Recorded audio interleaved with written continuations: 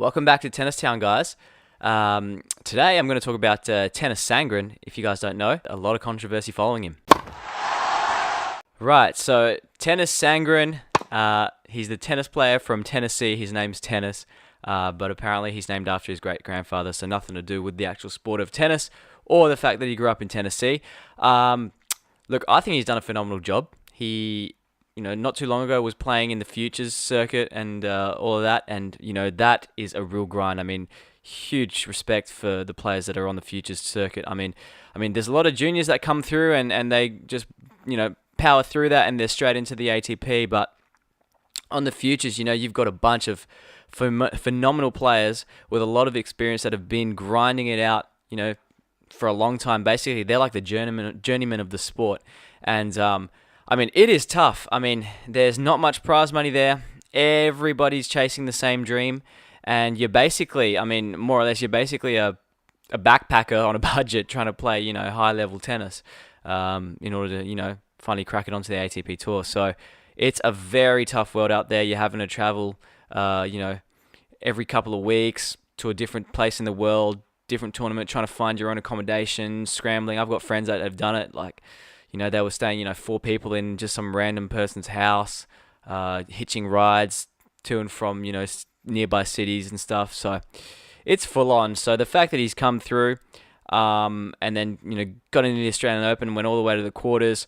Wow, just phenomenal effort. And I just love the way he's so humble as well. He's a very grounded person. And that's what, a long time on the Futures circuit will do to you.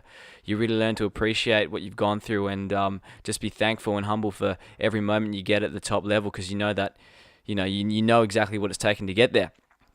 Now, the issue I've had surrounding tennis has been relating to the media's involvement and just constant scrutiny, of his alleged alternative right views, because he followed a bunch of political commentators on Twitter.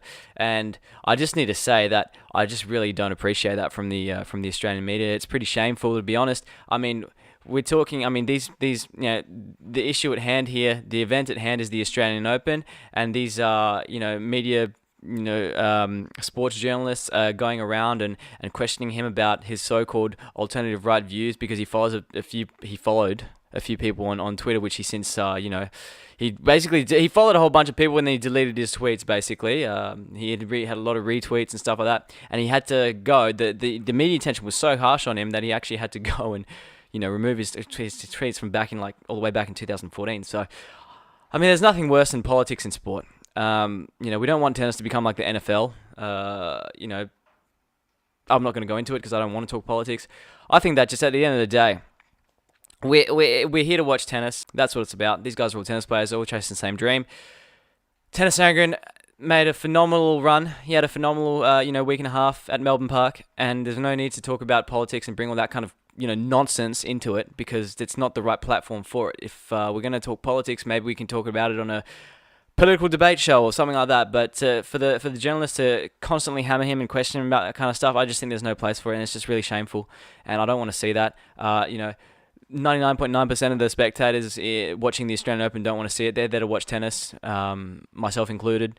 And we just don't want that. As I said, we don't want the sport to be tarnished. It's one of the last few remaining sports I feel that isn't tarnished by that kind of stuff. And just lastly, everyone's entitled to their own beliefs and views, and that's that's actually something that is overlooked as well. It's crazy in this day and age that the guy can't even have his own views. The thing is, everyone's allowed to have their own views, and you don't have to sympathize with one or the other. You can make up your own mind, just like Tennis Sangren's done, and that should not affect or discredit his performance at all at the Australian Open. So we want to wish him all the best, and we want to hope that he continues on his wonderful path that he's launched himself onto in the last week and a half at Melbourne Park. That's all from me, guys. Cheers.